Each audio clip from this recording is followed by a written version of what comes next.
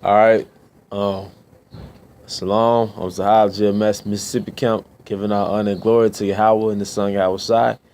Also giving double honor to the apostles of GMS. And I also want to say salutations to the elect.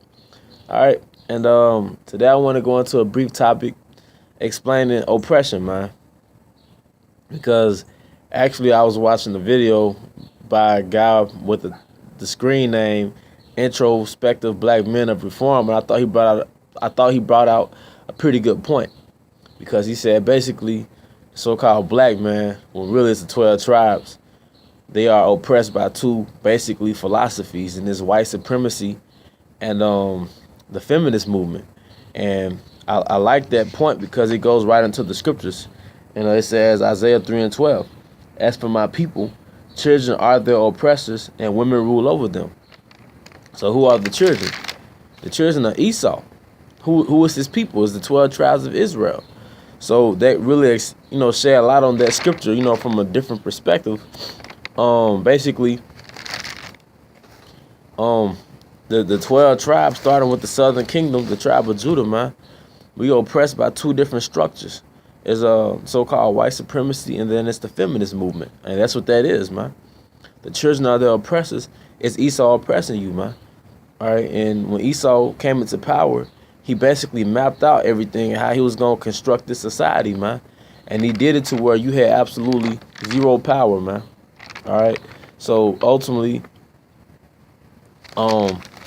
he created jobs. So you have to go to him to produce income. All right. You have to go to him for welfare or whatever it may be. But then on top of that, to further oppress you, he put your woman on top of you, man. All right. But with that, I'm just gonna, bring out a little example, so a few examples. This is Deuteronomy, the 28th chapter, and starting at the 43rd verse. The stranger that is within thee shall get above thee very high, and thou shalt come down very low. So that's children of all their oppressors, man. All right. He shall lend to thee. All right. Now the scripture says in Proverbs, the borrower, the one who borrows, is subject to the lender. All right. He shall lend to thee, and thou shalt not lend to him. He shall be the head, and thou shalt be the tail. That's why the 12 tribes are at the bottom, man. All right. And to further oppress you, Esau put the Ishmaelites, the so-called Arabs, on top of you, the so-called East Indians on top of you, the so-called Chinese on top of you, to further oppress you, to keep you from getting into any point of power, man. Ultimately to destroy you, man. All right.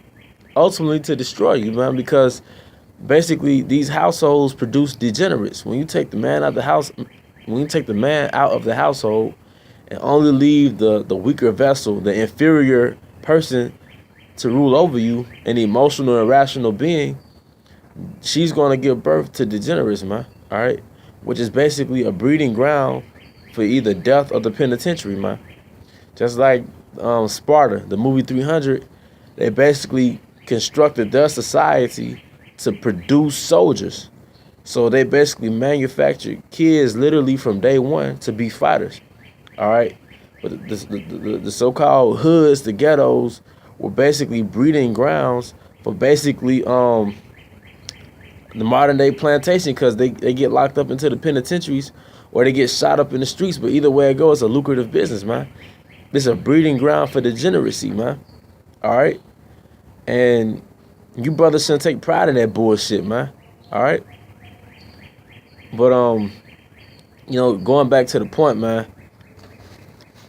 Esau basically, Isaiah 3 and 12 is just that. It's so-called white supremacy, and it's the feminist movement, man. It's the delusion of superiority as far as the so-called white, man. It's a so-called white power structure, all right? Then right below that, it's the feminist movement, man, that further oppresses you as a so-called black man. So either your mind is contaminated by white supremacy or the feminist movement, man, which would explain why you got this thug in the hood with a so-called white Jesus tattoo of Caesar Borgia, but he hates other so-called black men. Or you got this so-called thug that's really a mama's boy. He doesn't really know how to function outside of a female. So he basically, after he leaves his mom, he just impregnates some female and just lives under her. All right. That's why you have all these low income apartments where men are not allowed. But if you actually go to a low income apartment where it's nothing but kids, where did the kids come from? They came from degenerates, man. So the women are still sleeping with these men.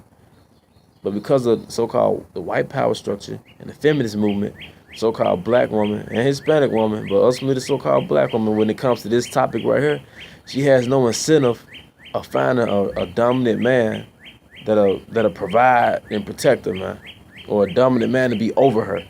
All right, because of the white power structure designed to depower the 12 tribes of Israel, starting with the so-called black man. The so-called black woman lives in an environment called the hood or the ghetto or the black community, which is a breeding ground for degeneracy, and she has no incentive to find a man that's going to be dominant over her because she can survive without him in this society. But those so-called ghettos cannot survive without government assistance, without Esau pumping life force into it, man. Without it, it'll wither away and die. All right? So, driving the point home, once again, the two systems of oppression, going back to Isaiah 3 and 12, as for my people, children are their oppressors, and women rule over them. That will manifest itself as so-called white supremacy and the feminist movement, man. Those two ideologies imprison the mind of the 12 tribes of Israel, man. All right, starting with Judah, all the way down with Issachar, man. They worship Caesar Borgia and they worship women, man. All right. But with that, I hope you brothers were edified. Until the next lesson, I'm going to say shalom.